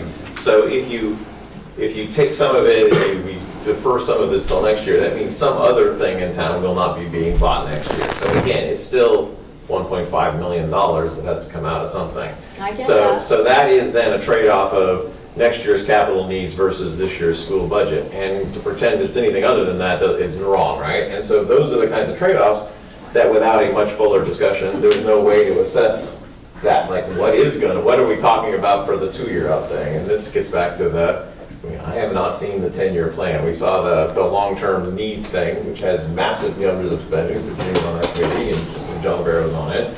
And so without that sort of master plan of here's how we're gonna spend all the money all the time, I'd be reluctant to say, well, free cash is a floating thing, right? It's not like we have this fixed amount. And so to commit this, not knowing what those needs are, without fuller discussion would be. It's a floating thing that has declined. Yeah. So, but all of it's been getting spent. It's not like free cash. Free cash sounds funny, right? I remember when I started this, it sounds like, oh, it's free money, right? It's not free money, right? It's just sort of this bizarre way the budgeting happens in the towns. And so this money shows up as free cash is just a technical term. What free cash is really, Jim, in the private world is excess retained earnings. Exactly. That's all it is. I figured that out. That's all it is. And but then we spend it, and this is how we bought, we buy a police cruiser every year, we do all these things every year. But and Jim, so that would be the trap. When do you mind? When we say that we're spending it, it may sound to a lot of folks as if there is that amount, and then suddenly it just goes away because we spend it on something. Our typical approach is to take that amount and put it in different stabilization funds. That's what we do in May, right? We have a special town meeting where we say, we have this much free cash, and we would like to vote to put them in We stabilization put it in funds. stabilization fund, but the same means we take it out of stabilization funds, right? And that's why the stabilization fund balances aren't going up. So if all you do is watch the money going into stabilization funds, it looks like we're saving every year. Yeah. But if you look at those balances year to year, the balances aren't getting higher because money goes in and money comes out. And this is another one of these odd. Towns budget weird, right? No household would budget the way towns budget. And that's why we have 2 professionals that spend full-time jobs just figuring out how all the money, it's complicated, but the amount of money going into the stabilization funds equals it's actually smaller than the amount that's been coming out recently. So yes, we do put it in every year when we have free cash. That's just the way you do it. You take free cash, you dump in the stabilization fund, and then at the same meeting, you take it out of the stabilization fund and spend it on something, Yeah, but I want to come back here. We don't necessarily have to close, but I feel like got to the point where we closed the circle a couple of times. And I think we need to talk about the next step, so we can just move on here, because otherwise we're going to be here all night not making a decision. Can we just extend an invitation to the committees to see what may be a good date for us to get together again? Well, it depends. When's the first town meeting? May 14th, When's the election? 21st? 21st. So it's going to have to be before the May, well, I don't know what's coming up on the 14th. What are we voting on the 14th? That's why I have to put the warrant together and get the board to approve the warrant. All right, so, but we're not going to do the school budget on the 14th? No. All right, so it can be after the 14th, I guess? The only day I'm not available is April 12th. The 12th of April. That's the only day I'm not available. What day is that? That's a Thursday. I'll be gone too. I'm going on a band field trip, come on. I'm a chaperone and on a 12-hour bus ride to Williamsburg, Virginia. I'd rather be here, Mark. No, actually, that's how sad my life is. I look forward to that kind of thing.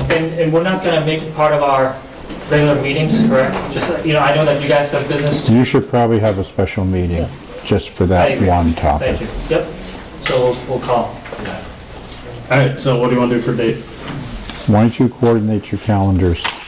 Why don't you guys get your dates to Cheryl?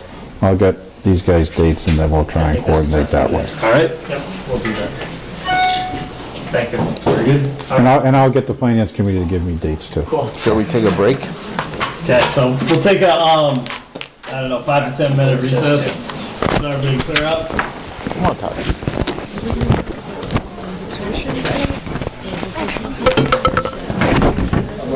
Meeting order, we don't care about anybody else on our committee, but, okay. Do I have a motion to, what do we want to move? Do I have a motion to move? Can you wait till we come up here, please? I didn't get to use this. Last time I needed to use this was, I didn't have it. That was like during one of the District 2 meetings. I had to bang on the table with my hands. And the fun thing was, like, it was actually somebody like, I was friends with. Mark Dominic's wife. Oh, it's the first one. I was just like, I get 60 pistols. You'd be mad if you were paying like every 10 cents or $10. I didn't even get a microphone. I don't count here. I was wondering where yours was. You're like, oh, I didn't get No, that's mine. one. Wow. No, she complained because I'm too loud now. Then she complains when I speak softly. Well, I hear it from me, so what can I say? Yeah, count yourself lucky. All right. Make a motion to accept departmental reports. I'll second the motion. All in favor? Aye. Make a motion to approve and sign maintenance warrant FY18, number 57, 58, and 59. I'll second the motion. All in favor? Aye. Skip the next one. Okay. Number 4, approve and sign common viculars licenses. They're down by I have them. Mr. Sexton is currently Yeah. reviewing Do those. you want to make the motions when you're done? And you can give Steve the break and he can second. He can be the second. Or we- Yeah, okay, I'll do a second. Yeah, give him a second. Yeah. Yeah, last time I was doing the second. You were calling the votes. Good practice. Hey, why not?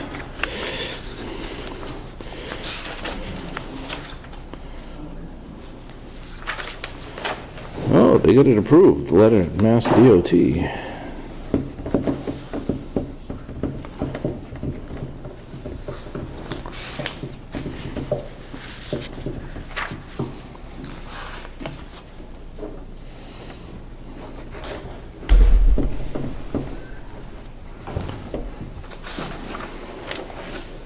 Are you writing a letter to somebody? Yes. Get the memo.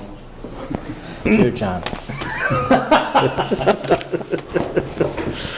Actually, all set. Okay, was number 4 that we're on, there, Steve? Yes. Approve and sign common vicular Can you licenses. read who the license is for? Or do you want me to grab the You can. folder and Steve do can it? do it too. Anybody can do He's it. an expert now. No, I'm not. Hardly. They in there? All right, there you go. God bless you. No, that's not the folder. I No, I need new think it was. business. New business.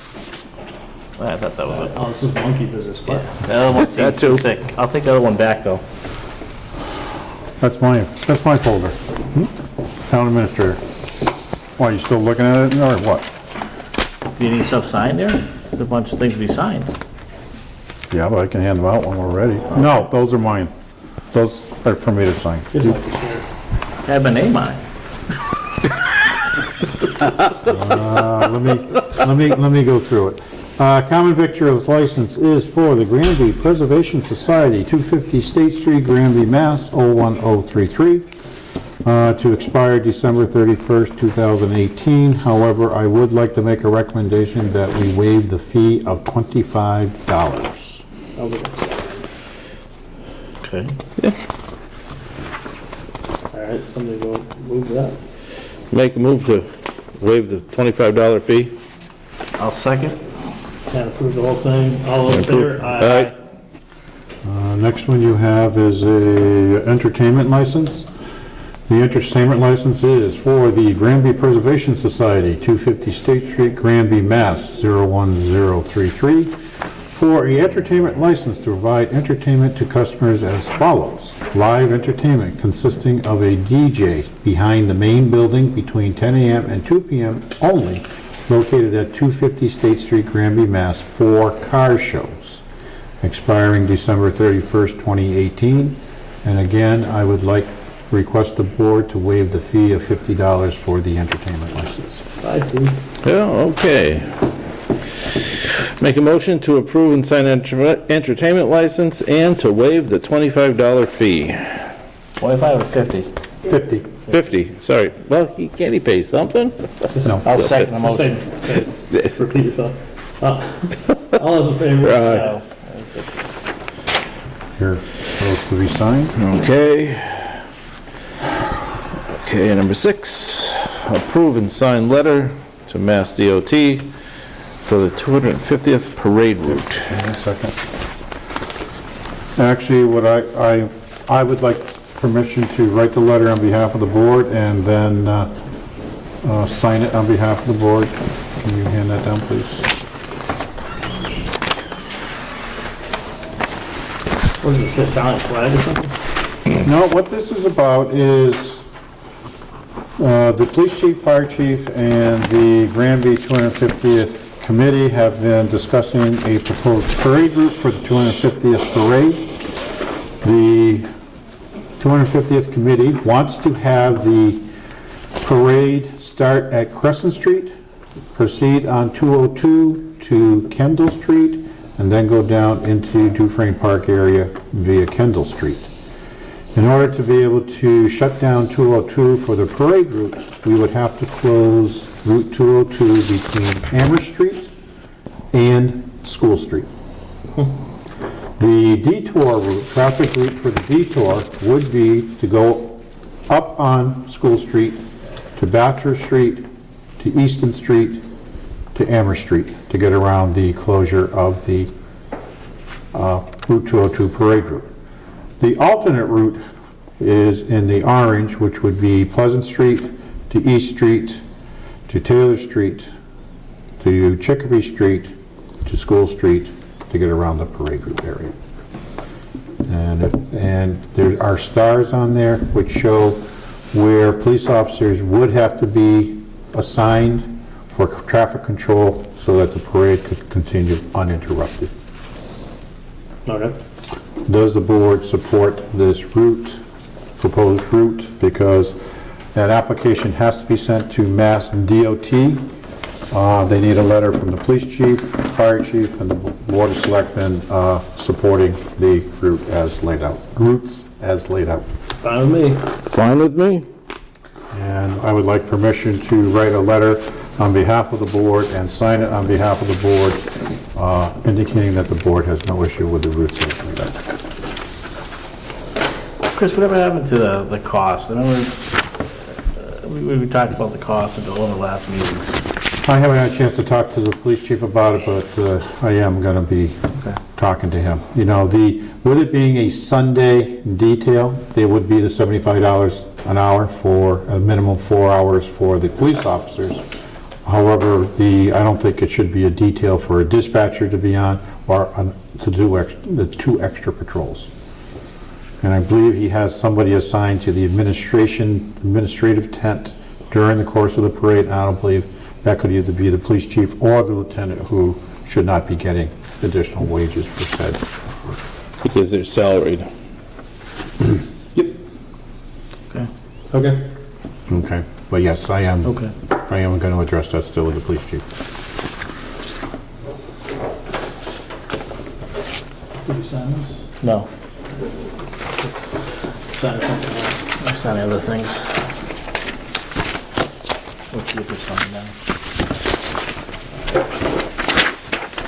What else you got? Where's that one there?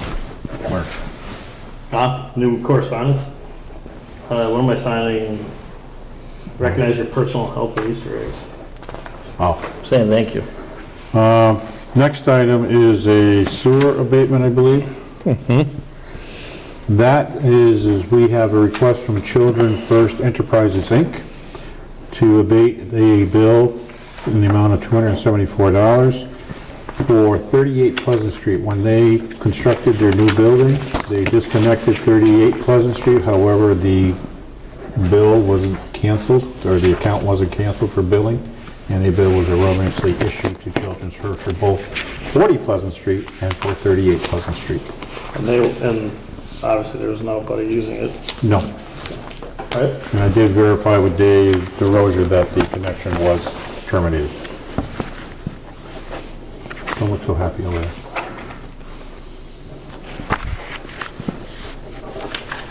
That's the way we can generate money, just bill people for connections we don't have. Yes, this would work. But for how long? Thank you.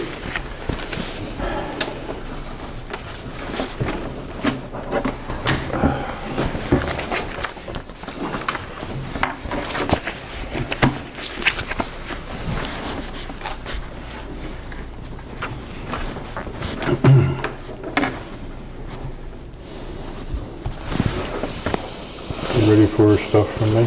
Okay. All right, first item we have is, we have a hazardous collection day scheduled for South Hadley and Granby for Saturday, May 5th, 2018, 9 a.m. to 12 p.m. Be held at the South Hadley Department of Public Works at 10 Industrial Drive. Pre-registration is required beginning today. Please call the Board of Health at 413-467-7174 to pre-register if you wish to bring material to the hazardous waste day. We have a concern from the town clerk. We had appointed Benjamin Haley of 133 Cold Hill to the Granby Historic Commission. However, she's not sure if he is a resident because when the census was returned, it indicated that he had moved to Brookline. Brookline, yeah. So, No, he's not a resident. so we're not going to appoint him anymore. It's up to you. He's knowledgeable. Well, that's all I can say. Well, Brookline's quite a long way to come back for Historic Commission meetings. as far Well, as- it's up to you when he gets reappointed. Well, it's like did we already appoint him? We did, but the town clerk, when she sent the notice to 133, it was returned that he no longer lived there. Right. So we should have his true address if you're planning on appointing him by living in Brookline. Yeah, what I would say is, I mean, I would argue, not argue, but basically I'd say I would leave him until June and then just. Well, he's not a sworn-in member, that's the problem. Did he get sworn in? No. No. Well, then he's not a member. All right. Well, I guess send it to his right address. Well, what is his right address? Nobody knows. All right. He uses everything as 133 Cold Hill. All right, I'll try to remember that. Email. That's what's the issue, is we don't have his correct address to be able to Okay. notify him. Maybe you should just resign. Piece of paper. No, it's fine. I never lose my head. The next thing I have is regarding the Granby 250th commemorative flag design. There's a concern over this, and I just want to go through and read what they're indicating.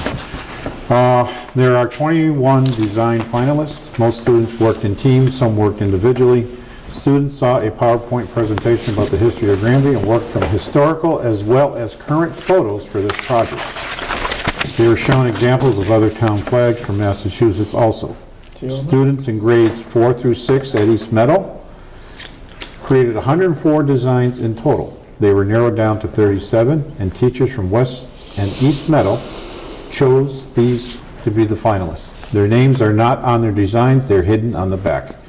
The list of students who worked on the chosen designs are grade 4, Brody Funk and Edward Zodic, Allison Maslak, Arwen Silva, and Daniel Santiago, Faith Ramos, and Riley Pierce. Grade 5, Mabel Kerrigan, Molly Zambruski, Logan LaPointe, Alexis Lapete, Cassandra Flaherty, Kelly Lynn Kennedy, Lydia Kitska, Sydney Hall, Julia Brennan, and Kamala Acosta Morales. Grade 6, Peyton Justin and Tia Looney, Chloe Castro, Sophia Gagnon, Gabrielle Benoit, Brandy Dumois, Jasmine Gagne, Cheyenne Goulet, Nadia Champigny, Emily Tremley, Noelle Summerlin, Maya Knott, Jessica Holovich, Sydney Kusumo, and Kiara Sherest. One design will be chosen to be made into 3 flags, one to carry in the Charter Day Parade, one to be displayed in town, and one to be displayed at the State House in Boston. The artwork will be on display at the Granby Library Tuesday, April 3rd at 2 p.m. and end on April 12th. Voting for the finals will be done by the Board of Selectmen. Now, did the board want to just go by whatever the school determined to be the finalists, or did the board want to see all the designs? I'd like to see all the designs. Because that's a question, is that it seems like the school, according to this, they're saying there's what, 104 designs in total, narrowed down to 37, and now it's narrowed down to, you know, it's only going to be the 37 that are going to be shown as finalists at the library for voting. Oh, so people are gonna basically go vote at the library, is that it? Yes, or you're going to go look at them at the library. What? Because the Board of voting for the finalists will be done by the Board of Selectmen. Oh, So the question becomes is, are they on display there, or should they be displayed here?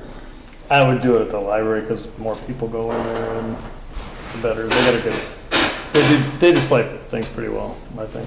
That's what I But would- like I said, do you want to see all 104, or do you want to just go with the 37 that were? I think I would just want to see 37. Unless, yeah, if you guys want to see more, I don't want to hold you back from that many flags. What the, 74 flags? 77 flags? Well, 104 would be 67 more flags. I was off by 10. And only accepting 3? Or just one? No, One. choose one flag. What you're going to be doing right now, the way it works, is you'll be choosing one out of the 37.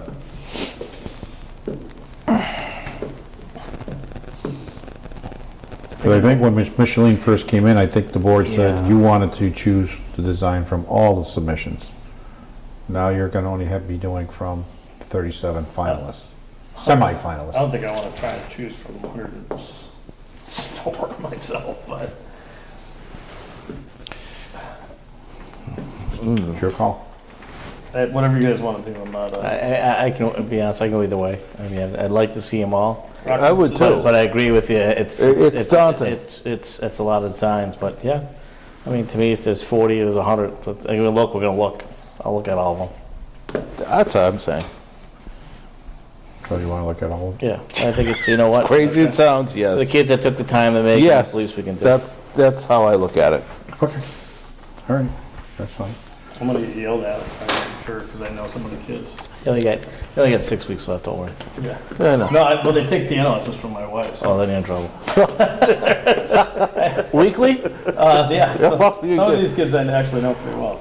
Oh. My great nieces. Okay, the next We thing. have to expose that, the right way. The next thing I have are a bunch of Dufresne reservations. Oh, I love those. First one is for a graduation party. Maximum number of people, 150, for June 16th, 2018, arriving 12 p.m., departing 8 p.m., no liquor. Next one is for GAA baseball season. Reservation dates April 16th through June 30th, Tuesdays and Thursdays. Arrive at 5 p.m., depart at 8 p.m. on Tuesdays and Thursdays. No liquor? No liquor, maximum number of people 100. Area being used, fields number 1 and number 2 only, using the Taylor Street entrance. It's actually worded no liquor or no alcohol. Liquor authorized, no. You like bring rubbing alcohol. Yeah. The second one is GAA baseball season, April 16th to June 30th, Monday, Wednesday, Friday, Saturday, and Sunday. 5 p.m. departure, arrival time 5 p.m., departure 8 p.m. on Monday, Wednesday, and Friday. Arrival time is 8:30, departure time is 3 on Saturday and Sundays. Number of people 100, fields number 1 and 2 only, using the Taylor Street entrance. No alcohol.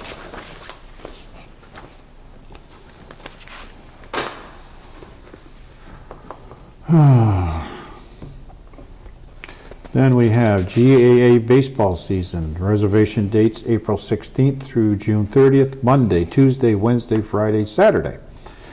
Arrival time 5 p.m., departure 8 p.m., Monday, Tuesday, Wednesday, Friday, 8:30 a.m. to 3 p.m. on Saturday. Maximum number of people 100. The area being used are the fields and the baseball field. Next one is GAA softball season. April 16th through June 30th, Tuesday, Thursday, and Saturday mornings. Arrival time, I can't be 5 p.m. and departure time 8 p.m. if it's on, oh, that must be just Saturday mornings. So it's Tuesday, Thursdays, and then Saturday mornings only. 5 p.m. arrival, 8 p.m. departure, Tuesday and Thursday, Saturday mornings 8:30 to noon. Number of people 100. Field number 3 using the Taylor Street entrance. Next one There's was, no conflict, some of these people being there at the same time, is there? it's, sounds it, It but it does sounds like they're using the different ball fields out there. I think there are a Okay. couple, like 3 There's ball. yes, young lady. One of the fields is Tuesday, Monday, Tuesday, and Wednesday, Friday, and Saturday is at Brown House. Well, that's not what you put there. Because I now have another Brown Ellison rec, permit Well, now that makes sense. for the Rumble Seat Warriors from April 16th to June 30th, Thursday and Sundays. Arrival time 5 p.m., departure 8 p.m. on Thursday, arrival at 8:30, and departure at 3 p.m. on Sunday. Maximum number of people 100, which is the field's baseball field. Then we have another one from the Brown Ellison Athletic Park for Brown Ellison Athletic GAA Soccer from April 2nd to June 30th, Sundays and Saturday, or Sunday through Saturday. A week. It's a solid week, yeah, it says Sunday through Saturday, so no liquor, 100 people maximum. Area being used, back soccer fields for practice and game potential front fields for practicing. Next one is for the Dufresne Recreation and Conservation Area, GAA Soccer, April 2nd through June 30th, Monday through Friday. Arrival time 5:30 p.m., departure 7 p.m., Monday through Friday. Number of people 100, soccer fields located near the play structure using the Taylor Street entrance. Next one is for Dufresne's for the Granby Regional Horse Council, Inc. Oh, yes, young lady. Yes, the thing on all of the sports one, it was pending receiving the insurance for the town. Ah. Pending receipt of an insurance certificate for the town of Granby for all GAA events. I was hoping you'd say that. So, next one is the Granby Regional Horse Council, Sunday, April 29th. No liquor. Maximum number of people is 30, and the event is the Natural Horsemanship Clinic and Training. Next one is Dufresne's for the Granby Regional Horse Council, Inc. for Sunday, June 24th. No liquor. Maximum number of people is 80, is the annual open horse show. For Dufresne's, we have a graduation for July 14th, 2018, arriving 10 a.m., departing 7 p.m. No liquor authorized. Maximum number of people is 65. For the parking lot area, open field, wooded areas on either side of open field and the pavilion. Next one is Dufresne for Northeast Middle School Meets. Our reservation date is Thursday, October 26th, and should be 2018 or 2017? Yeah, 2018, arriving 3 p.m., departing 6 p.m., no liquor, number of people 300, the pavilion and bathrooms for cross-country track. And next one is Granby Saddle Club for Saturday, July 21st, arriving 6 a.m., departing 6 p.m., maximum number of people is 200, both horse rings and the parking area to be used. And the last one is a graduation party for July 28th, 2018, arriving 9 a.m., departing 9 p.m., No liquor authorized, maximum number of people 65. And it's for the parking lot area, open field, wooded areas on either side of open field and the pavilion. Those are all the reservations for Dufresne and Brown Ellison. Can you pass those down, please?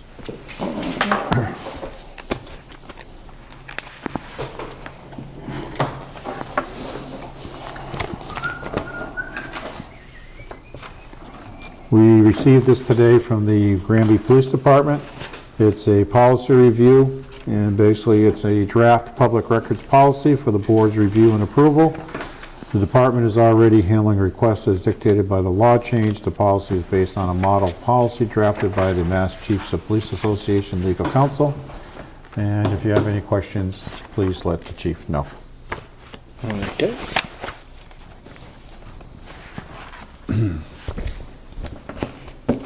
Any more fun? Yes, yes, we have more fun. Almost got pictures. I have a letter here for the chairman of the board to sign. In accordance with our permit, stormwater permit that we are operating under from 2003, we have to create an annual report. And the town is submitting annual report number 15 to the US EPA out of Boston. And basically, it's an annual report that's required, but it does require the signature of the chairman of the board. I guess I'll sign it. 3 copies there that you need to sign. It's been so long since I signed anything.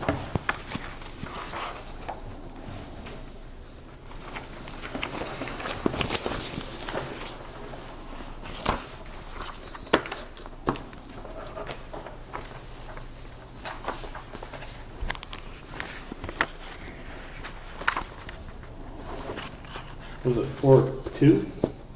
Today is 4/2, yes. And then the last topic I have, or actually next to the last, is the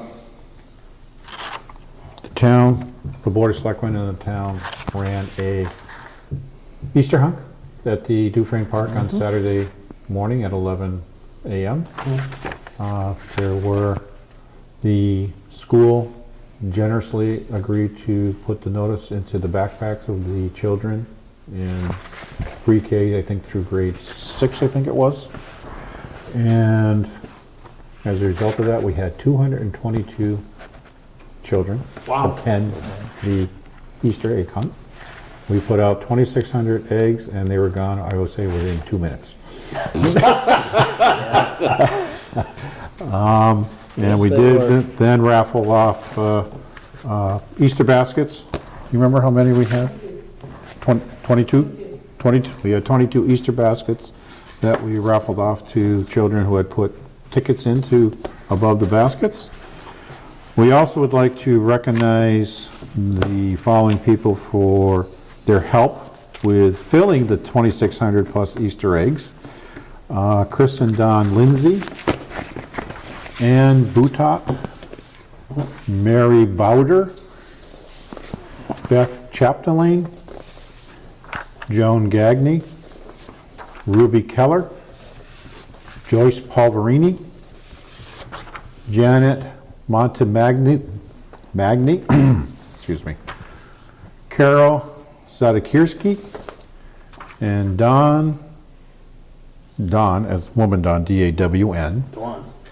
Well, Dawn. I just want to make sure it's not a, that Dawn, not mixing up Dawn. as a male versus female. Stololonis. They were those are the elderly who stuffed all the eggs. And I also would like to thank William Johnson for making a generous donation towards the event. All right, sounds good. And hopefully it'll be an annual event through the Board of Selectmen. Not the first generous donation Billy Johnson has made to this town. Correct. And I have been in discussion with Dave DeRozier. We are going to be scheduling our 2 yard waste days for April and May. We are looking at doing a 2 yard waste days in the fall, and at the same time we will be doing a bulky waste day in the fall. Sounds exciting. When are they looking to do it in April? I have to give you the date, Klein, I have to take a look at it. I just wondering, do we get enough notification for people? Are we gonna be getting their shredding in? That'll be done probably at the bulky waste day. I think Okay. that's when we should do it. That way they all go and do it all at once, one fell Okay. swoop. I'll get the dates out to you guys. I can't remember where I put the letter, somewhere. What happened to our website? It all of a sudden, it's on the whole page? They updated our website. Yeah, that was kind of cool. I like went to look at it. It looks better. Yes, that, we paid to have our website upgraded. Yeah, 'cause- And what the nice thing is based upon the size screen you're looking at it, it automatically resizes to the screen that you have. And then if you decide to turn your phone, it'll go from portrait to landscape, the whole 9 yards, so, I do that too. yep, so. Nice. Anything else? Nope, that's All it. right, motion to adjourn. Actually, we could go join this school committee again. Could be going on. The 16th is a holiday, it's a state holiday. Are we meeting? No, we would probably meet the 17th, that Tuesday. April? Yes. It is Patriots Day. It's also tax day. Yeah, because the 15th is on a Sunday. Don't remind me. Actually, it's actually the 17th, because 16th is a legal holiday for Massachusetts. For Massachusetts. Yes. Yes. You have till the 17th. I don't do this stuff. I wait till all right. Well, I don't think I want to meet at 8 p.m. All right, now motion. Said. Unless you guys want to go and join the school committee again, we could probably get another hour's worth of talking. Not necessarily. All right. I'll make a motion to adjourn. I'll second the motion. All in favor? Aye.